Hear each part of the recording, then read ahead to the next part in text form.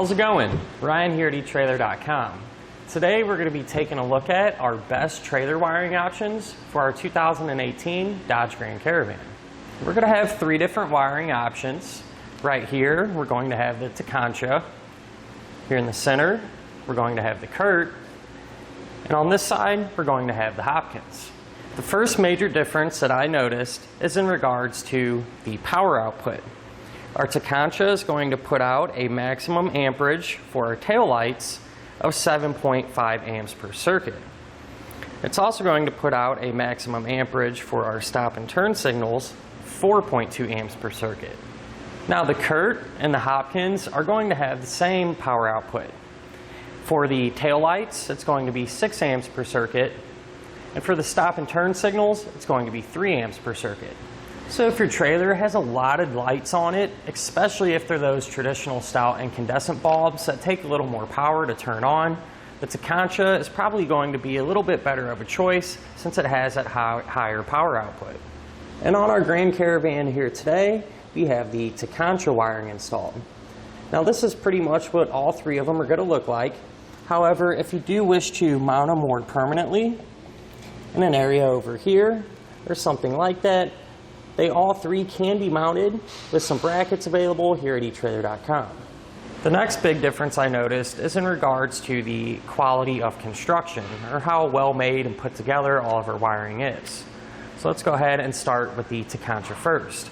What I found with the Tekonsha is all of the wiring is going to be really thick, and the insulation or coating around that wiring is going to feel very durable, and that it's going to last for a really long time.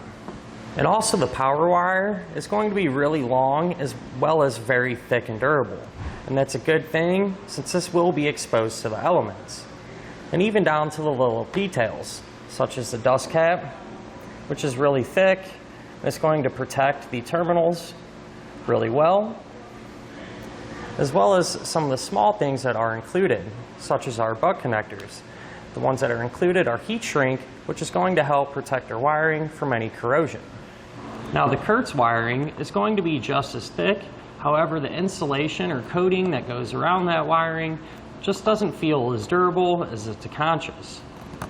However, the power wire is going to be very similar. It's going to be thick and long too, which is nice since it will be outside. But when it comes to the smaller details, in my opinion, the dust cap just feels a little more flimsy and you don't get those heat shrink butt connectors. Now over here on the Hopkins, the wiring is noticeably thinner and just doesn't feel as durable.